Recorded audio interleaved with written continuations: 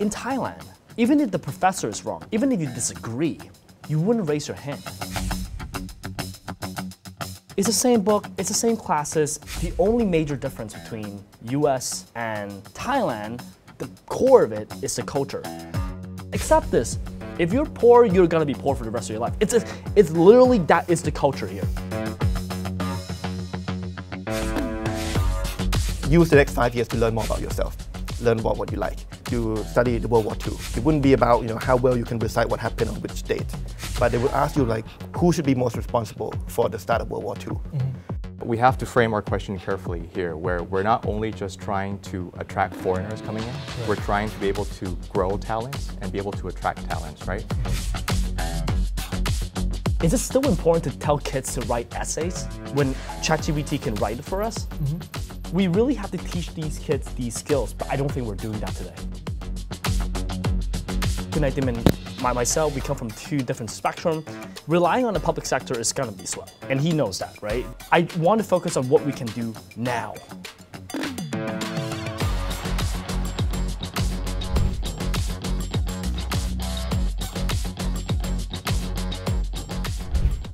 Plian ความกลัวเป็นความหวังเตรียมความพร้อมในช่วงเวลาชี้เป็นชี้ตายกับ The Standard Economic Forum 2024 Brave New World เศรษฐกิจไทยไล่กวดโลกใหม่สกัดทุกความรู้ปี 2025 ให้คุณก้าวทันเทรนด์โลกในเวลาเพียงแค่ 3 วันเจาะลึกเมกะเทรนด์ใหญ่เมื่อ AI ฉลาดกว่ามนุษย์ทุนจีนครองโลกสงครามยืดเยื้ออุตสาหกรรมถูก disrupt สิ่งแวดล้อมทำลายเศรษฐกิจพร้อมล้วงอินไซต์เศรษฐกิจการเมืองการศึกษาไทยจะปรับตัวอย่างไรไม่ให้ถูกทิ้งไว้ข้างหลังนี่คือฟอรัมที่คุณจะได้ร่วมฟังผู้ออกแบบนโยบายตัวจริงวางแผนอะไรคิดอะไรและได้คลุกวงในผู้นำระดับโลกและไทยมากกว่า 40 ชีวิตสุรเกียรติเสถียรไทยปานปรีพหิทธานุกรวีระไทยสันติประภพสุรชาติบำรุงสุขวิลเลียมอีไฮเน็กบรรยงพงพาณิชย์สมเกียรติตั้งกิจวานิชสุภลักษณ์อัมพุทธ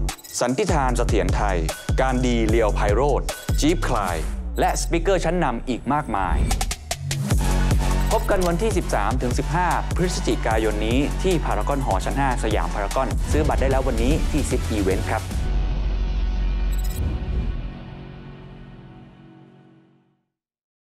So I want to take us on a trip back to where we got our education, and sure. I want to start with you, Piatim. So another crucial aspect of making Thailand an attractive destination is education, and like we said, a lot of these fundamental issues has to be fixed and started with education. And as a member of parliament who works closely with creating policies in terms of education, like, what do you think, with your background studying in the UK and the knowledge of how Thai people generally feel about universities in the UK or US and it being so much better than in Thailand, how do you think we can make Thailand more attractive, or how can we improve the entire educational system to make it more attractive for everyone? Yeah, so I think two big caveats before I go into the detail. I think the first caveat is that the problem statement is not just how do we make our education system more attractive for foreigners to come in and study, but how do we make education attractive and high quality for Thai people as well. Because I think the issue of education is an area where we don't see a lot of fundamental changes over the past 20 years. I mean, to put it concretely, we are currently using a national curriculum for basic education that was written at the same time the first iPhone came out. So we haven't revised it since. Back then it may have been very modern, very up-to-date, but it hasn't been revised or it hasn't gone through a major revision, which means that a lot of the content there may be outdated, for example. So in that sense, I think the problem statement is not creating a good education system to attract foreign talent, but to create a good education system for people here in Thailand. The second caveat is when I talk about my experience, I think I have to notify that I studied at a private school in the UK. So the experience that I had may not be reflective of the typical education experience in the UK, but I will try and share what I think is reflective of the system as a whole. So when you ask about kind of why the UK education, whether at high school level or university level, is attractive, I would say there are three aspects of my learning experience which I think is good and we want to see it replicated in Thailand, right? I think the first one is they try to see diversity as a strength, and they try to promote kind of diversified learning paths. So they understand that each child will be very different. Each person will have different preferences, different strengths, different weaknesses. And they try to make your school experience kind of a safe space for you to discover more about yourself, discover what you like, discover what you don't like, so that you can double down on what you want to pursue. I remember when I got a scholarship to study at a secondary school in the UK. In the first week in orientation, the school teachers and principals told all the incoming students that use the next 5 years to learn more about yourself, learn about what you like. If you discover you like history, we will support you with the best libraries that we can find, the best set of books that you can find, so you can learn more about history beyond the curriculum. If you discover you like math, we will try and support you to do advanced math problems and then send you on various competitions. Or if you discover you like music, we will try and find you the equipment that you can try and play. If you like drama, we have opportunities for you to get involved in plays, for example, right? So that I think is reflective of the UK education system, where they try to cater to people's diverse needs and preferences. And you see this reflected in the curriculum as well. So once you enter into your final 2 years of high school, you can choose your 3 to 4 or 5 subjects that you want to do. So in that sense, each student will be able to mix and match the subjects that he or she wants to study. So I think that's number one. And then the second one is that I think the curriculum is really focused on skills and competencies more than just injecting quantities of content. Right? The clearest example is probably history, which was a subject that I didn't like so much when I was in the Thai education system, but I actually liked a lot when I went to the UK. I mean, if you talk to a Thai student in a Thai education system, they may tell you that the way we teach history here, oftentimes is about memorization of what happened. Right? You are injected vast amounts of knowledge and information, and then you're asked to recite what happened in which year. But when I went to the UK, the way they taught history was slightly different. So they try and teach history in a way that helps foster your critical thinking skills. So it's not about you memorizing what happened. But let's say you study the World War II, the Second World War, right? It wouldn't be about how well you can recite what happened on which date. But they would ask you questions for you to critically think, right? For example, who should be most responsible for the start of World War II? And then each student may have different opinions, different perspectives, and there's no one correct answer. But it's testing your ability to critically analyze different pieces of evidence and formulate your opinion in an informed manner and defend your opinion against opposing or contradicting viewpoints. So in that sense, I think it's a way of designing school subjects that help to develop skills that will be useful for you in your later life, regardless of what jobs you do, right? And not seeing education as just injecting knowledge, which actually right now you have Google and AI that can help you, can memorize better than you for sure, right?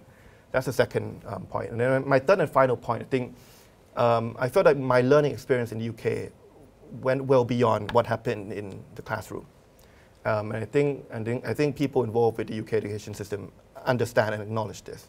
So when I was at high school level, they would always invite speakers from different fields, politicians, business people, people in the media, to come and give lectures and Q&A sessions, right? And that enables students to learn more about the different professions, different jobs that are out there, and it helped them to discover what they want to do more easily, right? Or even when I was at university level, you'll be amazed that when I studied for my bachelor's degree, each week the total number of mandatory hours where you have to attend class is about 4 hours per week. Wow.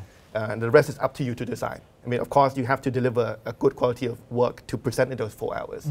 But how you manage your time is up to you. And that gives you more time to do extracurricular activities and societies and clubs that you want to get involved with. Absolutely. So yeah, so those would be my 3 points. I think one is diversified learning paths.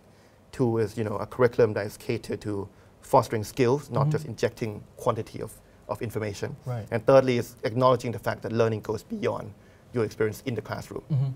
So it seems like right now Thailand doesn't have the necessary support system, the facilities and the choices that allow kids to actually discover what they want to do and what they're passionate about. Thank you so much, Piatim. And Piwin, as someone who actually graduated with chemical engineering degree at one of the top universities, Thammasat in Thailand, but you chose to do your MBA abroad in the University of Newcastle. Like, how do you think the education system of your master's was different to when you were in Thailand? Well, I mean, my decision to pursue EMBAs in Singapore with Newcastle, Australia, is that I'm already there as well, and there happens to be a partnership program with an academic institution that is there. But when speaking of education, I feel like it relates back to the point that I made earlier about the value, about the skills and competency. And I really feel that then at that point, that is the foundation where we need to make sure that the environment and everything supports and demonstrates the value that we are really placing on the people, what really matters, and to make sure that that environment accommodates for diversity, already about different backgrounds, different beliefs, but also amidst all those chaos is that we would like to really build on the skills that would eventually lead to competency, right? And we want to make sure that we build a sustainable model, because I think that we have to frame our question carefully here, where we're not only just trying to attract foreigners coming in, we're trying to be able to grow talents and be able to attract talents, right? And so just having foreigners coming in here to spend money, I mean, as a talent myself, I would be concerned about, what that would do in terms of cost of living. Does that mean increased opportunities for myself? So we need to make sure that our model is actually sustainable. And I'm a true believer in mentorship as well. And that, I feel, can happen right at the educational level, where you need to make sure that the gap is not too wide between the young people going into the workforce and going into corporate, going into a workplace environment. And the next level up is perhaps someone who is already well off, very senior, maybe close to retirement.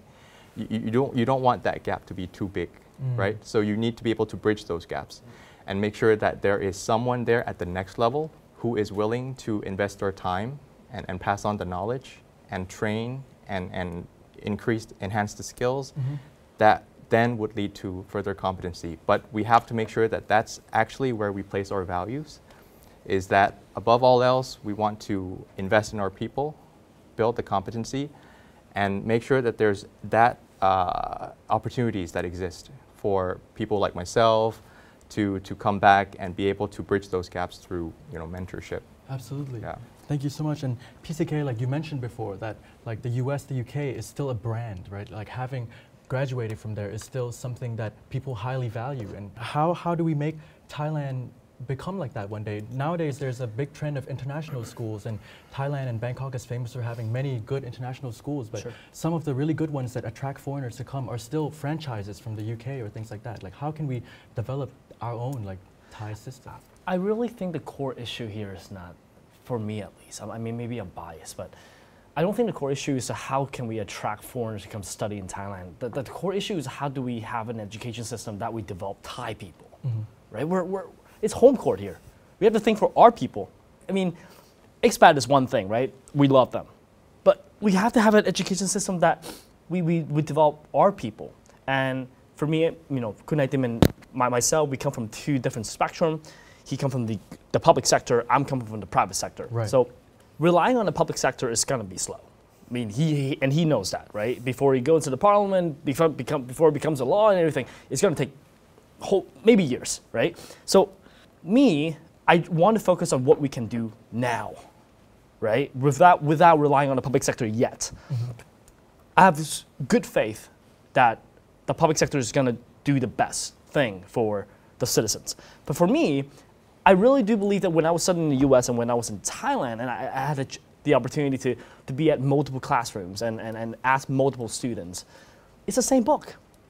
It's the same book, it's the same classes, and the only major difference between US and Thailand, the core of it is the culture. The culture that you dare to speak up. In Thailand, like, even if the professor is wrong, even if you disagree, you wouldn't raise your hand.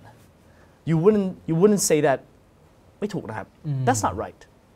You actually accepted that, ผู้ใหญ่พูดอยู่เด็กอย่าพูด. You actually accepted that in a way. If Thailand's like this, accept this. Just slow life, just accept this. This is our life. If you're poor, you're gonna be poor for the rest of your life. It's literally that is the culture here, and people don't dare to speak up. And the reason why I think my content seems kind of weird for a lot of people is that this guy is actually willing to say things that people aren't brave enough to say. Absolutely. You know, I'm not saying things that Thai people don't know. Trust me, I'm not introducing rocket science here. I'm saying things that we all believe that it's an issue, but no one dares to bring it up. That's a culture issue, right? That's number one. Number two is, you know, we have to question a lot of the classes and the way we're teaching it in terms of if it's important. Like today, we're still teaching kids to memorize algebras. Like we had calculator 3 decades ago, calculators. Now we have ChatGPT. Literally, you don't even need to like memorize 2 2 4 2 3. Like you don't have to memorize that anymore, right? But we're still telling kids to, can I use a calculator? Memorize. Like 2 lawyers not going to judge based on who memorized better on the courtroom. Right. It's going to be judged based on who can use all the, you know, the precedented, all the tools available, all the laws available to do the best for his client, which is the upper skill that the AI cannot do. So we really need to question our way of teaching things. Right. Like, is it still important to tell kids to write essays, 3-4 pages, when ChatGPT can write it for us, right? Who writes email nowadays? I don't write emails nowadays. I just tell ChatGPT, just okay, I have this one email, make 15 copies of it, of the same message, so I can send to 15 people so they don't feel like I'm copying and pasting. I can do that right now. So we really have to teach these kids these skills because the point of education is to prepare kids for the workplace of the future. Right. But I don't think we're doing that today. Number 3, I think there needs to be more classes that teaches people about what is money. You know, Thai people are in debt. A lot of people are in debt. นอกระบบในระบบ I think we all know this is actually happening. You go to a mall, you're trying to buy a microwave. My mom tried that last week. You get a discount if you pawn, but you don't get a discount if you pay in full. They want you to be in debt. And it's kind of weird. I think money education is important, and you cannot say that, oh, money education should be available for people who study finance and accounting. That's not true. So all profession actually needs bank, and everyone wants to make money, wants to make enough money to sustain a living. So why aren't we teaching them about these important subjects? Very few people understand the difference between debit and credit cards. You'll be surprised. Why are people outside of Thailand renting from outside the system? Why is that happening? Because they just don't know. Right. They think that, oh, you know, I had the luxury of interviewing a lot of farmers. They decide to rent outside the system. One is because they get intimidated by paperwork. They get into the bank, they're like, oh, all these paperwork, I can't do it. I gotta have this, I don't have it. So they walk away. And they decide to rent outside the system because they have no understand that how cash flow works. They think that, oh, วันละ 100 ดอกเบี้ยคือ interest is 100 baht per day. I should be able to do that. But little did they know, slowly the debt piles up and they couldn't afford. And now farmers are doing it at a loss. They still have to do it because or else their homes, their car gets taken away. Right. Like this is the reality of what's happening in Thailand. And it kind of, you know, I think public sector plays a big role here, right? And I also want to shed light on these things. Hopefully professors, teachers, the people who hold, you know, the key to these can actually think about, you know, maybe I can teach kids more about this, or maybe I can invite this guest to come teach about this, or maybe I can, you know, maybe memorizing isn't that important. Maybe writing a 3 pages essay isn't the most important skill set in the world, and maybe I should allow kids to raise hands and to disagree with me more often. That's the culture part. Right. So that would be my answer. ประเทศไทยมีเสน่ห์น่าดึงดูดแค่ไหนในสายตาชาวโลกพบกับ KND Roundtable ล้อมวงคุยภาษาอังกฤษกับแขกรับเชิญพิเศษ 3 ท่าน How can we transform Thailand into a global talent destination? A place where talents around the world not only want to come to work but also build a life. อนาคตการเรียนภาษาอังกฤษยังจำเป็นอยู่ไหมถอดบทเรียนการศึกษาอังกฤษและสิงคโปร์โละวัฒนธรรมเก่าพัฒนา talent ไทยให้ไป global ปรับทัศนคติประเทศไทยดึงดูดและสร้างคนเก่งอย่างไรให้ได้แบบอเมริกา AI กับทักษะดิจิทัลประเทศไทยพบกับภริษ วชรศิลป์ a young talented Thai politician with rich international working experience CK Cheong, the CEO of Fast Work, Southeast Asia's largest freelancing platform, who swears to make Thailand a better place. Akrawin Sangkhanan, the regional manager of Henkel, a German multinational company who's been living, working, and building a family in Singapore for years. And I'm going to be your host, Veera Shakarakit. This special episode of KND is the prelude to the Standard Economic Forum 2024, Brave New World เศรษฐกิจไทยไล่กวดโลกใหม่ติดตามคลิปเสวนาภาษาอังกฤษของประเด็นสำคัญทั้ง 5 เรื่องได้ที่ช่อง KND Studio วันที่ 22 ตุลาคมเป็นต้นไปนะครับ I'll talk to y'all later